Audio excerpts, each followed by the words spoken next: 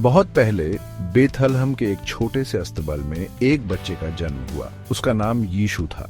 उसका जन्म एक चमत्कार था जिसकी भविष्यवाणी भविष्यवक्ताओं ने की थी।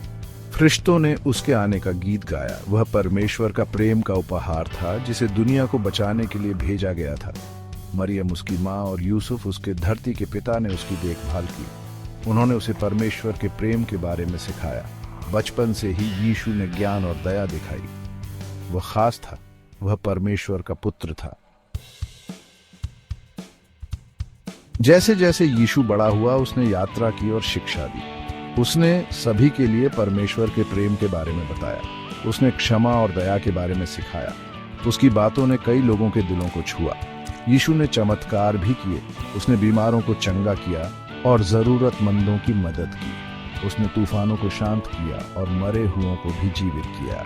उसके चमत्कारों ने परमेश्वर की शक्ति और प्रेम को दिखाया।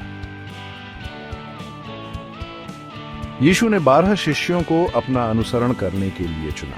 उन्होंने उससे सीखा और उसका संदेश फैलाने में मदद की। ये शिष्य उसके सबसे करीबी दोस्त बन गए। वे उस पर और उसकी शिक्षाओं पर विश्वास करते थे। साथ में यीशु और उसके शिष्य दूर दूर तक यात्रा करते थे। उन्होंने आशा और प्रेम की कहानियां साझा की। उन्होंने परमेश्वर के राज्य के बारे में सिखाया। उन्होंने कई लोगों के जीवन को प्रभावित किया। यीशु की शिक्षाओं ने कुछ शक्तिशाली लोगों को नाराज कर दिया। वे उसके बढ़ते प्रभाव से डरते थे। उन्होंने उसे चुप कराने का फैसला किया। यीशु को उसके ही एक शिष्य ने धोखा दिया। उसे गिरफ्तार कर लिया गया और मुकदमा चलाया। झूठे आरोपों का सामना करने के बावजूद यीशु दृढ़ रहा। उसने अपने दुश्मनों को माफ कर दिया। वह अपने उद्देश्य को जानता था। वह दुनिया के पापों के लिए खुद को बलिदान करने को तैयार था। यीशु को क्रूस पर चढ़ाया गया। उसकी मृत्यु से उसके अनुयायियों को बहुत दुख हुआ। वे खोया और अकेला महसूस करते थे। लेकिन उनका दुख जल्द ही खुशी में बदल जाएगा। 3 दिन बाद कुछ चमत्कारी हुआ। यीशु मरे हुओं में से जी उठा। वह अपने शिष्यों को दिखाई दिया जिससे मृत्यु पर उसकी विजय साबित हुई। उसके पुनरुत्थान ने उसके अनुयायियों को आशा दी और उसकी दिव्यता की पुष्टि की। यीशु की कहानी उसके पुनरुत्थान के साथ समाप्त नहीं हुई। उसके शिष्य पवित्र आत्मा से भरे हुए उसका काम जारी रखा।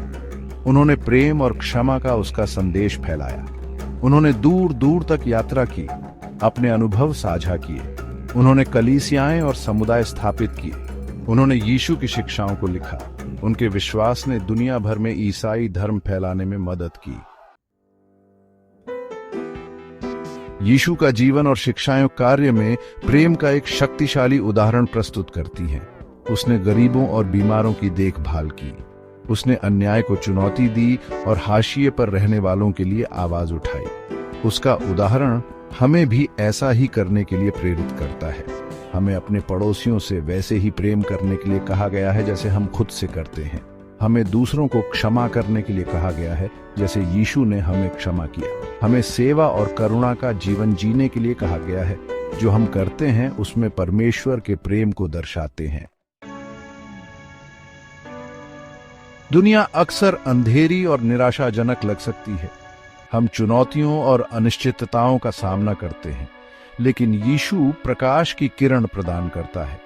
आशा, प्रेम और क्षमा का उनका संदेश लाखों लोगों को प्रेरित करता रहता है। उसकी शिक्षाएं हमें याद दिलाती हैं कि हम अकेले नहीं हैं। वह हमेशा हमारे साथ रहने, आराम और शक्ति देने का वादा करता है। उसके उदाहरण का पालन करके हम सबसे अंधेरे समय में भी आशा पा सकते हैं। ईसा मसीह की कहानी प्रेम, आशा और मुक्ति की कहानी है। यह एक ऐसी कहानी है जिसने सदियों से अरबों लोगों को प्रभावित किया है। उसका संदेश संस्कृतियों और समय को पार करता है।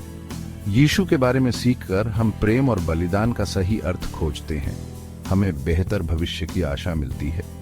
उसकी कहानी हमें परमेश्वर के प्रेम के लिए अपने दिल खोलने और उस प्रेम को दुनिया के साथ साझा करने के लिए आमंत्रित करती है।